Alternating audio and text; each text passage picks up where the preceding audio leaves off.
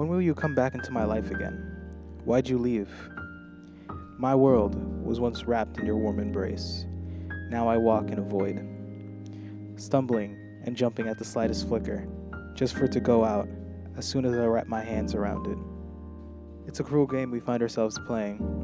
I yearn for its burn and its blinding, keeping me from seeing what was truly behind it all. The darkness. It was always there, but with the lights on you can ignore it. The fluorescents make it look so pretty. But the lights that have kept me warm and on my path don't burn like they used to, leaving only the vacuum to wait in. No matter how many lampposts, corner stores, or shopping malls we construct, the void will find you. The void is everywhere. In your friend, your spouse, your child, in you. The same people who I've given my light are the same I cast into my shadow. I may have been able to fool them, but I cannot convince myself.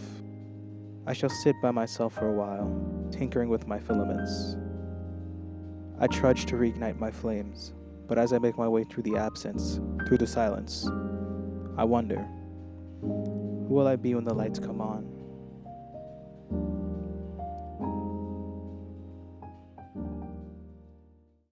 What's up, guys? How's it going up there? Hope you're enjoying the view. Fun fact about me, not many people get to see past my head because I'm like 6'3" or something.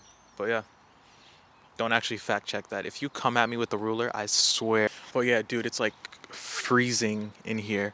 Oh, let me introduce this place. Welcome to the dilapidated Resident Evil map, also known as my backyard.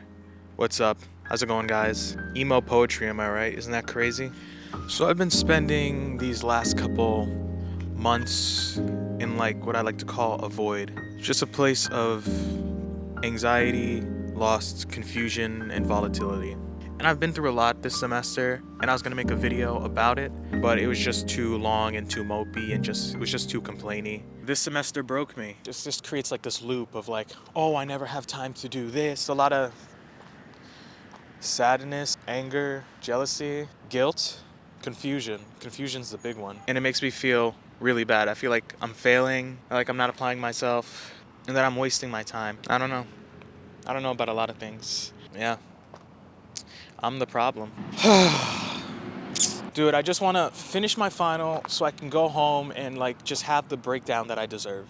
As I was making the video, I was in this place of like grief and lost. But now as I'm approaching some kind of acceptance or whatnot, the video just didn't sit right with me.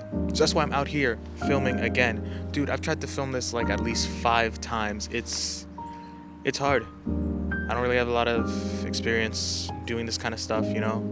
Goofy, wacky videos is like, it's kind of my background, not really serious sit-down talks. So I'm sorry if this comes out as awkward. But then again, I'm not really sorry because you clicked on the video and you're still watching for some reason. So that's on you. That says more about you, buddy, than it does about me, okay?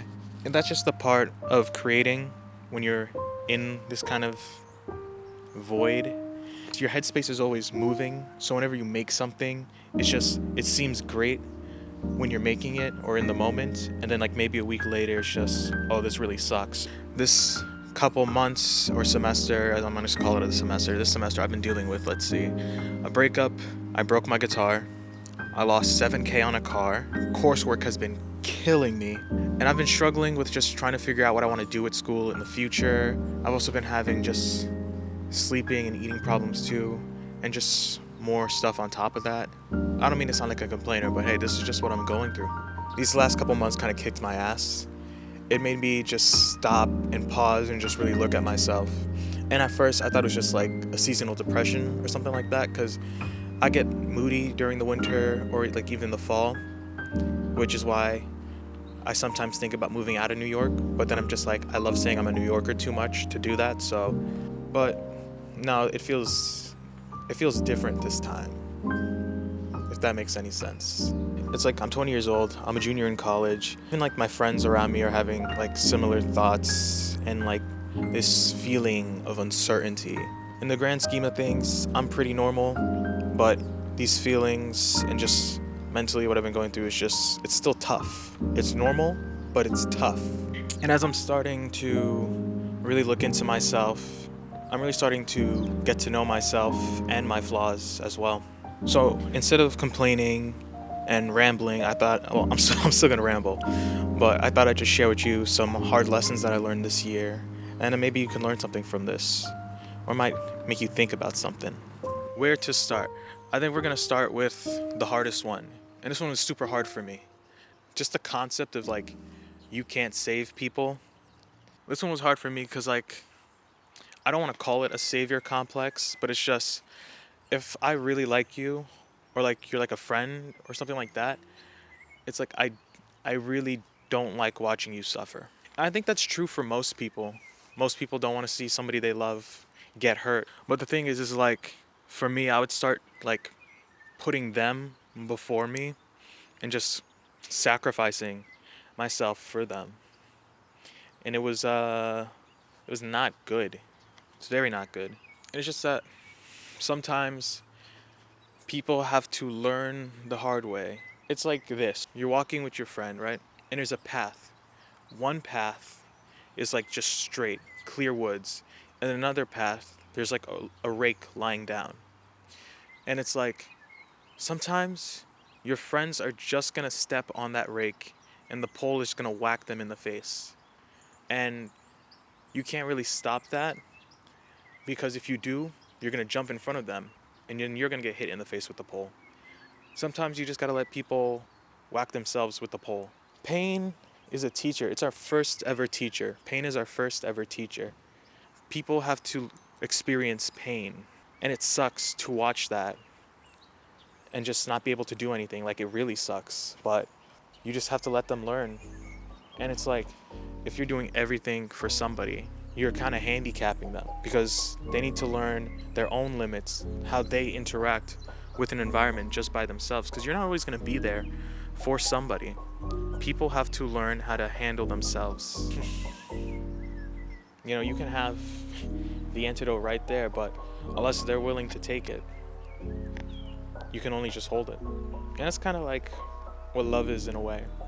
Even though you love a person so much, you gotta let them make their own decisions. And it's like, when they end up making that decision that like blows up in their face and stuff like that, if you really love them, you will still be there for them. And, you know, help them pick up the pieces maybe a little bit, but they have to deal with the consequences on their own. But it's like, at the end of the day, when they come home, it's all love. It's all the same love. And it's just, that's just what it is. It's just maintaining that same amount of love for somebody, even though they make mistakes. Because we're all people at the end of the day, and people make mistakes. You just gotta find people who will love you after you make those mistakes, and somebody who you'll love after they make their mistakes. I just want to say, just shout out to like some of my friends, because like like I said, I make mistakes too, on purpose. My friends were like warning me and stuff, and like I wouldn't listen to them. They were like objectively like, yo, this is a bad idea, Charlie, don't do it. But I was just like, fuck it, I'm gonna do it, what do they know? And then I did get burnt, but they were there for me. They were there before and after, and that's a true friend, and that's what true love is. So I appreciate that. Thank you for letting me learn my own lessons and giving me advice. I appreciate that. You guys rock. And I probably don't say it enough, but thank you. Third lesson is grief. So this semester, I had to deal with grief. It's like, no, like nobody died or anything like that, but it's just like, I was dealing with a breakup. And it's like, with the breakup, you lose a piece of yourself and somebody. Because in a relationship, it's two people coming together to make something, and they both give each other a piece of themselves. And when you guys split up, you lose them and that piece that you gave them. So it's kind of like grieving and just like, how do I live on after this? After I've built an identity around me and them, how do I just move on? How do I find purpose? How do I find strength to just go back to what I was doing before? Go back to before them, in a way. And it's not like I'm petty or whatever at the person, no. Sometimes things don't work out, like no matter how much you want them to work out, sometimes things just don't. And that's hard, and that sucks. But that's life. A part of life is meeting and leaving people. And people are autonomous creatures. They can come and go as they please, and we shouldn't really stop them. Even no matter how much we want to. We can't. We're all on our own adventures. And, for a brief part in their adventure, you were part of their adventure. Which, there's some sweetness to that. But it's come to an end, and now you both gotta go your own ways. And it was a fun adventure. I'm about to fucking cry. But anyways, back to grief. I'm somebody who's never really had to deal with emotions a lot. So grief was like this big ass thing for me, because it's like, it's not just one emotion, it's like a fucking rainbow of emotions just all hitting you like at sonic speeds. And I'm coming out of the side of acceptance a little bit. It's still too soon to say anything. And this kind of goes back to the first point of like, you can't save people. It's like when you're in grief and like your friends like give you the solution or give you the answer, it's like, no, I don't want to fucking listen to you. Like I'm going through shit right now. That's kind of what it is. And I was like that. Even though they're right and like they're right, you still don't want to believe them, or like you still can't accept that. You got to come to like that acceptance through your own fruition. What I'm starting to realize is just that answer will find you. You just be out doing your regular day, still grieving, and then something will just click. Maybe it's like you go for a walk and there's a billboard, or it's just you're reading a book and something just hits you, or you're just scrolling through YouTube and then you just find a video. That's how it happened for me. I do not like giving my YouTube algorithm any credit, so don't tell them I said that, okay? And then all of a sudden you just realize maybe my problem wasn't as bad as I thought it was, and that, oh, I guess this was all just one big lesson. And then you'll see like the takeaway, and it'll give you like maybe a new motivation, or just teach you something about yourself that you never saw before. And while it did suck, at least you learned something. That's always the most important part, is learning something, because that's how you grow. Like I said before, pain is a great teacher. No, pain is a teacher. I won't say it's great, but it's a teacher. In life, the answers will find you. Don't rush through your grief. Process it, feel it, do whatever you have to do, keep on living, and then when you least expect it, something's gonna happen, and you're gonna feel better. And this is lesson 2, and it has to do kind of with myself specifically. This role of the creator.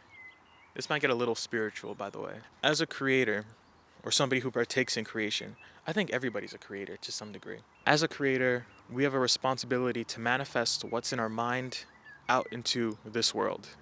I want to say it's like this. Everything is vibrating. Everything is vibrating on a frequency. This phone is vibrating. Me, I'm vibrating. You're vibrating right now. Everything's a vibe, bro. I know I sound like I'm from like California or something. I'm like from LA. No, but everything is a vibration. Everything is vibrating. And it's just that when an idea comes to you, it chooses you. You have no control over that idea. That idea will just pick up what wavelength you're on, and it will match it. And then boom, you have that idea. That idea chose you because it knew that you had what it takes to manifest, to get it out there. See that idea through to fruition. That idea put its trust in you, and now you gotta go out and prove it right. You gotta go out and make something with it.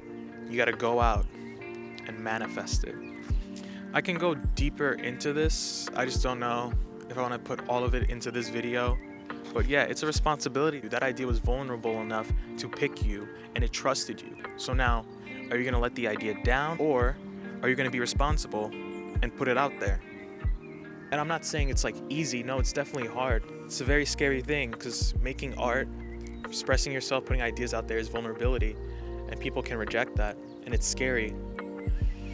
But we have a responsibility to just do it, to just listen to that idea and let the idea guide you, not to listen to anything external. Just listen to that idea and let it take control of us.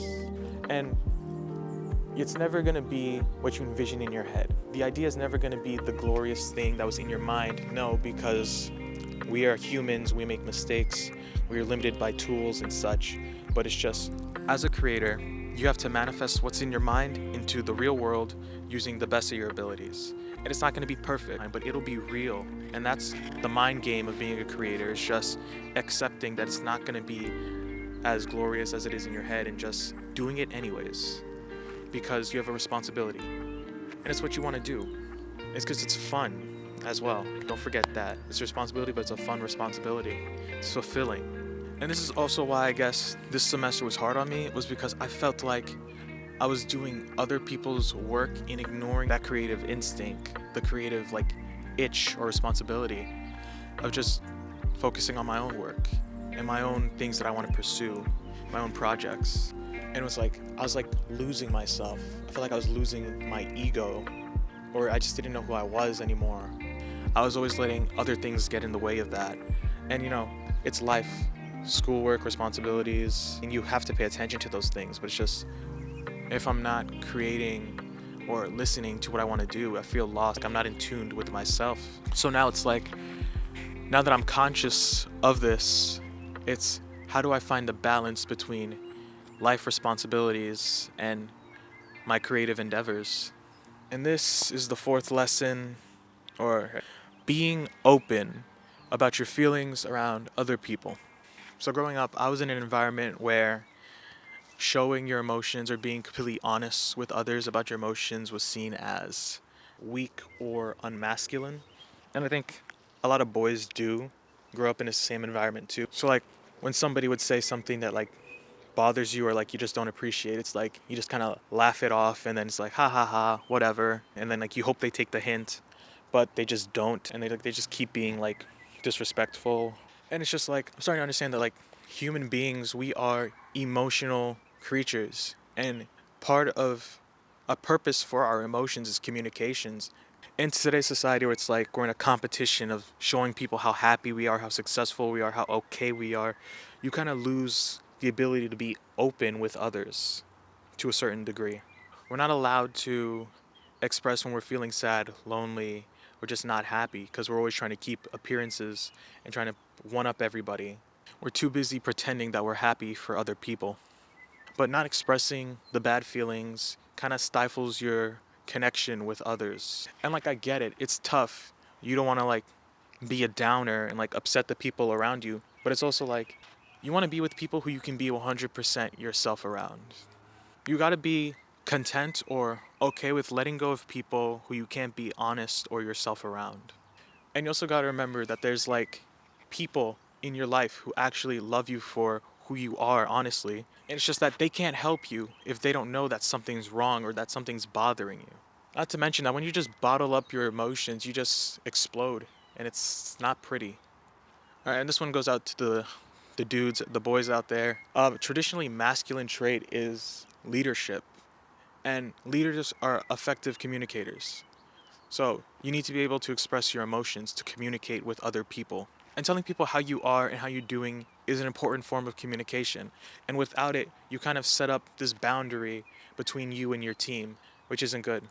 I also just wanted to say that I'm sorry for everybody IRL if I just haven't been seeming like myself, or if I've been dodging responsibilities. Like I said, I've just been going through things, and I know it's no excuse, but still, I'm sorry. But I was kind of watching this YouTuber, Hines, and he said this thing. We may be feeling lost, but my friend, you are never lost. You're exactly where you're supposed to be. We are living documentaries. We are living in our own books of life, you understand? And when we feel lost, we're just in between the chapters. It kind of resonated with me, or I related to, and it's just that right now in my life, I'm kind of in between chapters, so to speak. I'm just setting things up for my next chapter, seeing what I like, what I don't like, really digging deep into me and just seeing what do I want to bring into my next chapter.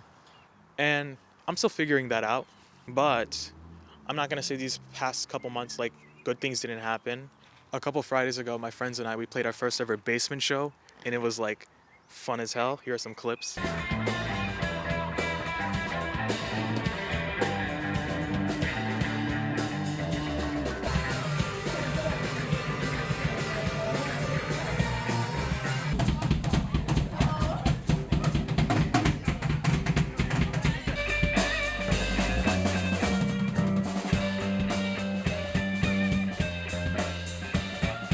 I slayed my jazz ensemble this semester, And if you weren't there, you were squared, man. It was so much fun. Everybody did a great job. Super proud of like everybody. It's a really great night. I had 100 subs on YouTube, which, you know, it isn't a lot compared to like, you know, everybody else, but it's special to me, man. That's 100 people that I know like my content and want to support it. Or at least just hit subscribe and forgot, but whatever. A win is a win. Hey, a win is a win. I also learned how to shove it on a skateboard while rolling, so that's fun too. But yeah, all these things is just, I want to do more of this in my next chapter. I want to start laying the foundation for just meeting more musicians, doing more performances, just playing, making stuff, making music, making videos, just being more of myself and getting to learn more about myself and sharing that with cool people who appreciate that. So yeah, 2023, am I right, guys?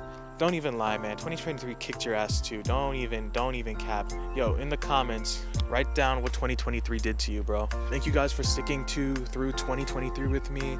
Hopefully 2024 will have a lot more adventures, shenanigans, and videos, and I cannot wait to bring you guys with me for that. So yeah. Oh, it's so cold. All right, I'm done. I'll catch you guys later. Peace.